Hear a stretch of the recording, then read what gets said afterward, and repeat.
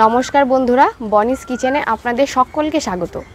আজকে আমি আপনাদের সঙ্গে শেয়ার করব ইলিশ মাছের মাথা দিয়ে কচুর শাক। দেখুন, এখানে আমি একটা ইলিশ মাছের মাথা এবং একটু লেজ রেখে দিয়েছি, খুব ভালো করে ধুয়ে নিয়েছি, এবার লবণ হলুদ মাখিয়ে রেখে দেবো।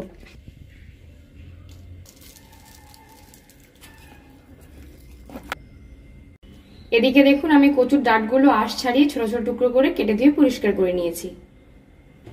এবারে আমি এই কচুর ডাঁটগুলো অল্প জল এবং এর মধ্যে একটুখানি লবণ দিয়ে 10 মিনিট মতো সেদ্ধ করে নেব।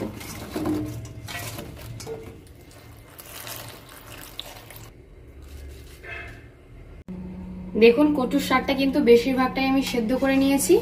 এবার ছাঁকনির সাহায্যে জলটা ঝরিয়ে নেব আমি।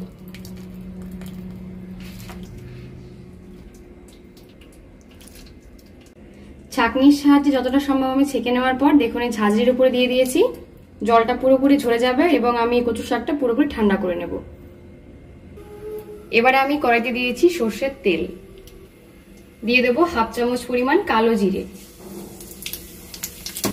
এই ফোড়নটা আমি 30 সেকেন্ড মতো একটু নেড়ে চেড়ে ভেজে নেব, খুব সুন্দর মিষ্টি একটা গন্ধ বেরোবে। তারপর আমি এর মধ্যে দিয়ে দেবো মাছের মাথাগুলো।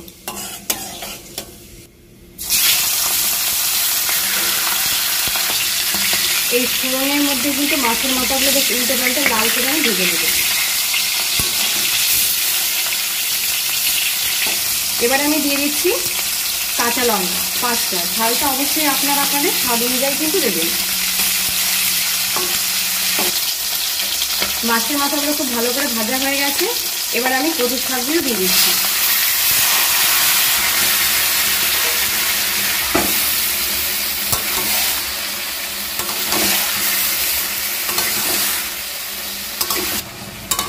কচুর শাকটা দেওয়ার পর আমি একটু নেড়ে চেড়ে নিলাম।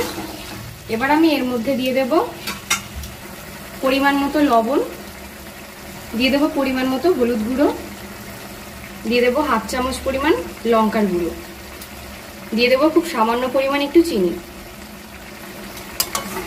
সমস্ত উপকরণগুলো আমি খুন্তির সাহায্যে খুব ভালো করে নেড়ে চেড়ে মিশিয়ে নিচ্ছি। এর মধ্যে কিন্তু এক্সট্রা কোনো জল দেওয়ার দরকার নেই। দেখুন, অনেকটাই কিন্তু জল বেরিয়ে গেছে। এবার আস্তে আস্তে জলটা পুরোপুরি শুকিয়ে নিতে হবে। যখনই দেখবেন জলটা পুরোপুরি শুকিয়ে গেছে তখনই কিন্তু কচুর শাকটা একদম রেডি হয়ে যাবে। দেখুন, গ্যাসের ফ্লেমটা মিডিয়াম টু হাইতে দিয়ে আমি কিন্তু কচুর শাকের যে এক্সট্রা জলটা ছিল অনেকটাই শুকিয়ে গেছে। আরও কিছুটা সময় কিন্তু আমি জ্বালিয়ে নেব যাতে এই জলটা পুরোটাই না থাকে। অনেক সময় আছে কচুর শাকের মধ্যে জল জল থাকলে কিন্তু গলা ধরতে পারে। পুরোটা জল শুকিয়ে নিতে হবে। দেখুন, জলটা শুকিয়ে গেলে কিন্তু কচুর শাকটা একদম রেডি হয়ে যাবে।